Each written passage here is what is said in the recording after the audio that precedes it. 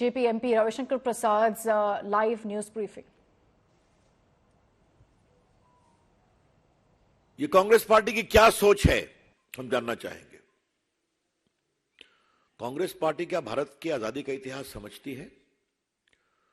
भारत का आध्यात्मिक सांस्कृतिक इतिहास समझती है? और राहुल गांधी क्या समझते हैं? अभी भी उनकी माताजी रायबरेली से एमपी है ना, रायबरेली नॉर्थ इंडिया में है ना। अपने अमेठी में हार की डर से चलेगा वायनाड, क्योंकि वहां मुस्लिम और क्रिश्चियन ज्यादा हैं। तो ये उनकी समझदारी है भारत के बारे में। उन्हें पता है कि शंकराचार्य जब चले थे केरला से, तो चारों मठों की स्थापना की। सुदूर उत्तर में जोशीमठ, सुदूर दक्षिण में श्रृंगेरी, सुदूर पश्चिम में द्वारिका, सुदूर पूरब में पुरी। यही ना भारत है। उन्हें पता है कि रामेश्वरम के प्रणाम के बिना प्रभु राम की कल्पना नहीं हो सकती। रामेश्वरम कहां है? सुदूर दक्षिण में है ना। तिरुपति बालाजी आज देश क्या दुनिया के सारे हिंदुओं के हृदय में है। वो कहां है? दक्षिण में है ना।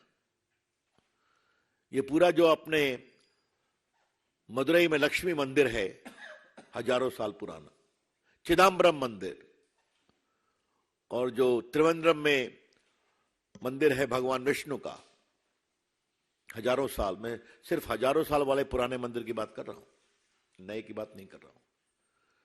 तो कुछ पता है कि भारत की सांस्कृतिक एकता उत्तर में भी है और दक्षिण में भी है। क्या गांधी परिवार को कुछ याद है कि सुदूर उत्तर के माता वैष्णो देवी पर जो नारियल चढ़ता है वो दक्षिण में उगता है? तो क्या नॉर्थ इंडिया और साउथ इंडिया की बात की जा रही है? कहां तक गिरेगी कांग्रेस पार्टी अपने को राजनीतिक रूप से रेलेवेंट करने के लिए, प्रासंगिक करने के लिए? और मैं सीधा कांग्रेस पार्टी पर इसलिए आरोप लगा रहा हूं कि उनका वीडियो कल ही आ गया था और हमें लगा कि उनसे माफी मंगवा के जाएंगी शपथ में। ऐसा कुछ नहीं हुआ है। ये भारत तो एक है ना। कभी सेना के लोग, मुझे सेना पर कुछ बोलना है, कभी सेना के लोग सोचते हैं क्या कि हमें उत्तर में काम करना है कि दक्षिण में काम करना है? आप हमें बताइए। तो क्या भारत की सांस्कृतिक एक, और भारत की जो आजादी के आंदोलन में राजा गोपालाचारी जी कहां के थे, कि कामराज जी कहां के थे, doctor Radha Krishnan philosopher, president king, वो कहां के थे? तो कांग्रेस पार्टी तो एक प्रकार से अपना पूरा अतीत भी भूलती चली जा रही है। I totally condemn this callus disregard of India's spiritual, civilizational, social and political unity which has been there for the last thousands of years.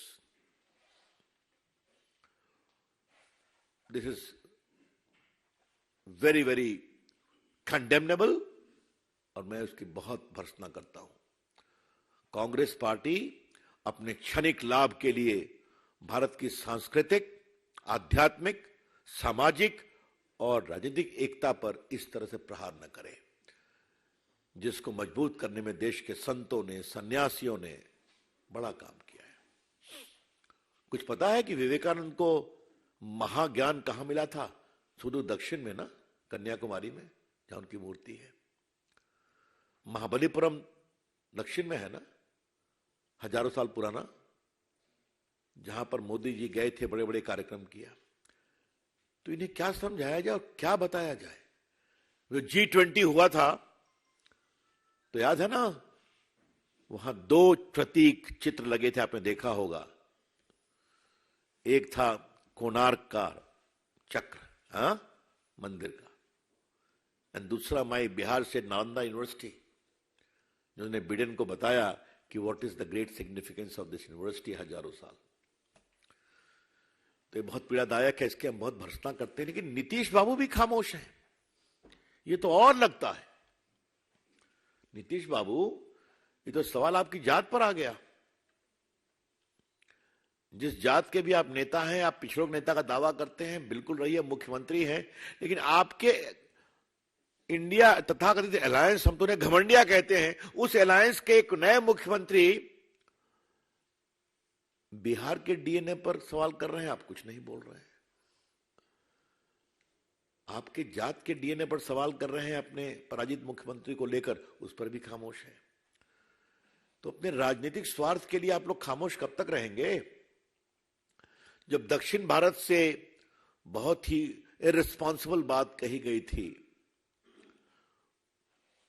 श्रीमान स्टालिन के पुत्र के द्वारा सनातन धर्म के बारे में बहुत ही घटिया बातें, तब भी खामोश थे नीतीश कुमार, सोनिया गांधी, राहुल गांधी, प्रियंका जी, खरगे जी, उनके पुत्र तो और उसमें आग में घी डालने का काम कर रहे थे। और आज जब भारत की एकता को तोड़ने की कोशिश की जा रही है इस तरह के वक्तव्यों से, तब भी खामोश है। तो क्या मतलब है इसका? ये बहुत पीड़ादायक है। और मैं बिहार से आता हूं, मुझे बहुत गर्व है अपने बिहारी मिट्टी पर। तो मैं जरा नवनिर्वाचित नियुक्त मुख्यमंत्री तेलंगाना को एक नेक सलाह देना चाहूंगा। आपके काडर आईएएस आईपीएस में बहुत बिहार के अफसर हैं। अब आप मुख्यमंत्री बने हैं तो वो कैसा काम करते हैं ये आप देख लीजिएगा। मुझे मालूम है कि आंध्र तेलंगाना काडर के बहुत से आईएएस आईपीएस जो बिहार मूल के हैं वो भारत के योग्य भी अफसर बने हैं, तमिलनाडु के बने हैं। तो उनका डीएनए क्या है मिस्टर मुख्यमंत्री, ये आपको समझने का मौका खुद मिलेगा तो आप मुख्यमंत्री हो गए। इस तरह की गैर जिम्मेदाराना टिप्पणी नहीं करना चाहिए। Mister chief minister of Telangana, you have made a very irresponsible statement, a shameful statement. Please don't forfeit your political and moral authority by making these irresponsible comments. ये मैं कहना चाहूंगा मित्रों।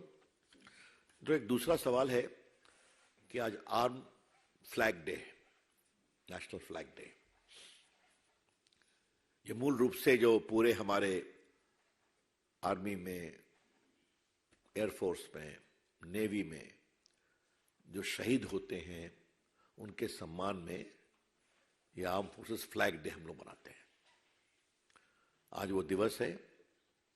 आज प्रधानमंत्री जी ने अपने उद्बोधन में सांसदों को जो देते हैं, बहुत ही आदर के साथ उनकी शहादत को याद किया, उनको नमन किया। और हम भी आज पार्टी के मंच से देश के सेना के शहीदों के सम्मान में अपना प्रणाम देते हैं।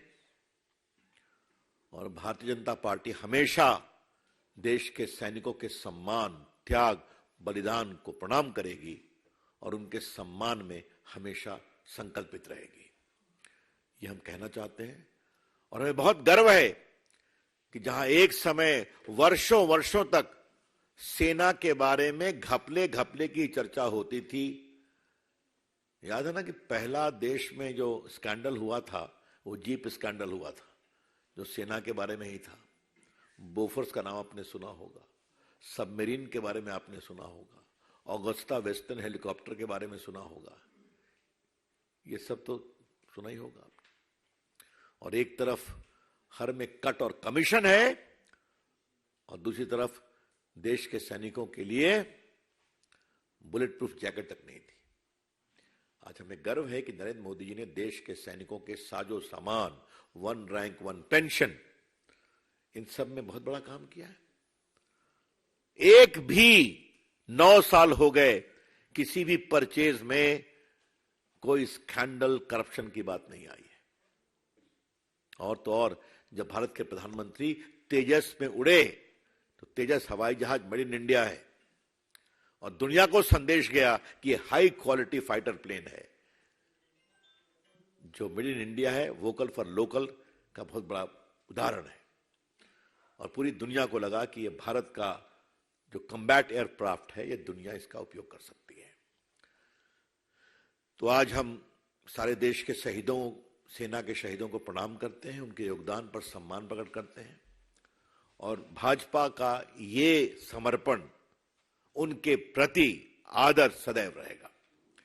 Thank you friends, that's all, I am open two questions. Shailendra D.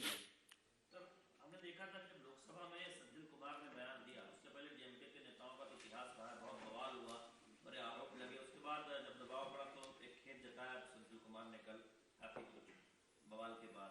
तो क्या जो नए नवनिर्वाचित सीएम है उनसे आप उम्मीद करेंगे कि वो बयान में माफी मांगे या खेद जताए, या कांग्रेस पार्टी राहुल गांधी कुछ कह दें? ऐसा है, इसमें तो 1 घंटे में होना चाहिए था ना। आज का जमाना तो सोशल मीडिया का है ना, और राहुल गांधी के पास तो सोशल मीडिया की बहुत बड़ी टीम है जो उनको चिट भी लिख के देती रहती है, आपको याद होगा।